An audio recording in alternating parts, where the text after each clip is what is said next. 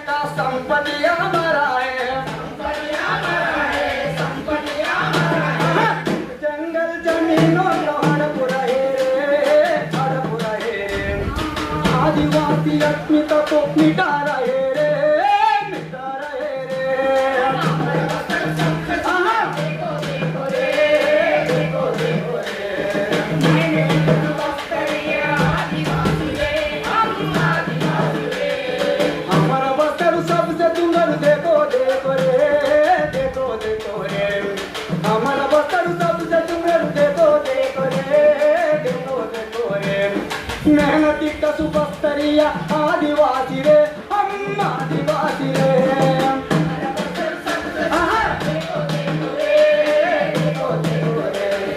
मेहनती कसु बस्तरिया आदिवासी रे, हम आदिवासी रे, आदिवासी रे, हम आदिवासी रे, आदिवासी रे, हम आदिवासी रे। सीताराम स्टडी చేయడానికి వెళ్ళారు. కరీంనగర్ ప్రాంతం. నారాయణ అని ఒక స్కూల్ టీచరు చేసి మరి టీచర్ ఉన్నారు ఉద్యమంలో ఎందుకు వచ్చారంటే ఆయన ఒక సంఘటన గురించి చెప్పాడు. ఆయన ఏం చెప్పాడంటే, ఊరి దొర చిన్నమెట్పల్లి దొర నా భార్యను ఎత్తుకపోయారు, ఆ మీద అత్యాచారం చేశారు. నేను అయినా దొర దగ్గరికి వెళ్ళి నా భార్యను నాకు ఇవ్వండి అని అడిగితే నా దగ్గర ఉంచుకుంటుంది, ఆమె నేను ఉంచుకుంటాను. ఇద్దరు పిల్లలు ఉన్నారు, మరి తల్లి లేని పిల్లలు అవుతారు కదా అంటే అతను మెడలు పట్టి బయటికి నెక్కేశారు. ఆయన చెప్పినట్టు నేను ఏం చేయాలో తెలియక ఇక్కడ ఉద్యోగంలో వచ్చాను సార్.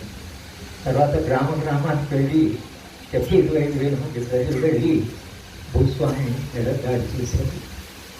ఈ దాని సంగతి చెప్పి నేను అందరిని అడుగుతుంటాను, ఈ టీచర్కి న్యాయం ఎక్కడ?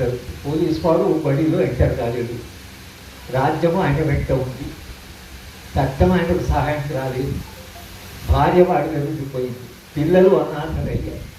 ఈ మనిషిని ఏం చేయమంటారు? ఈ ఒక్క సంఘటన చెప్తే అందరూ సైలెంట్. వాడికి జవాబు లేదు.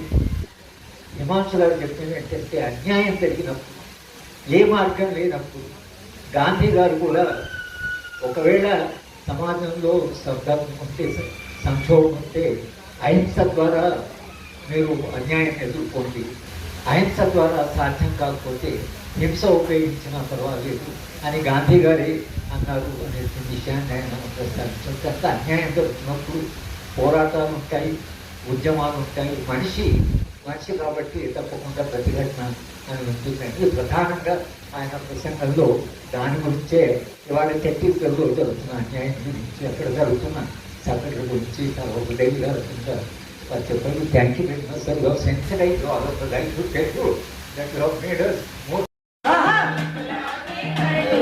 धरातल में सुंदर है अमर बसर रे, अमर बसर रे, हरा भरा जंगल में हरा बसर रे, अमर बसर रे, अमर बसर रे, देखो देखो बसरिया चालू सा बनो रे, रोहान का गनी रे, चालू सा बनो रे, चालू सा बनो रे, रोहान का गनी रे, चालू सा बनो रे, रोहान का गनी रे, बैल दिला दिला नहीं कनिजों का दिला रे, दाई मुदुहारी वे कदम रे, वे कदम रे, राम गानु चारू गाम इसको जानू रे, इसको जानू रे, अरे बसरिया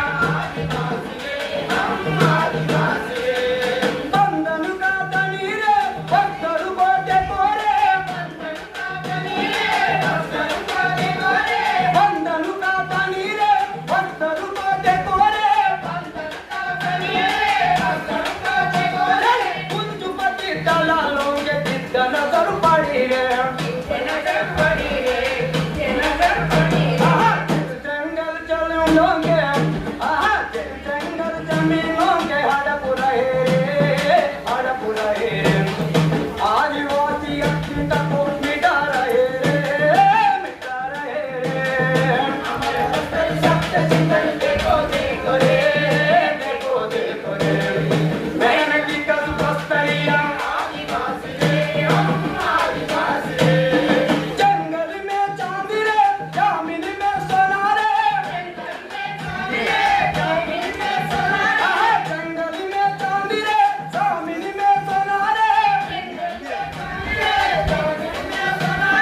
जंगल में मिलने का संपत्ति हमारा है,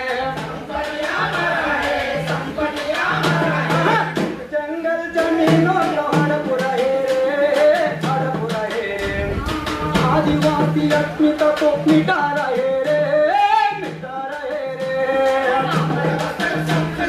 देखो देखो रे, देखो देखो रे, आदिवासी रे, हम आदिवासी रे, हमारा बस्तर सबसे सुंदर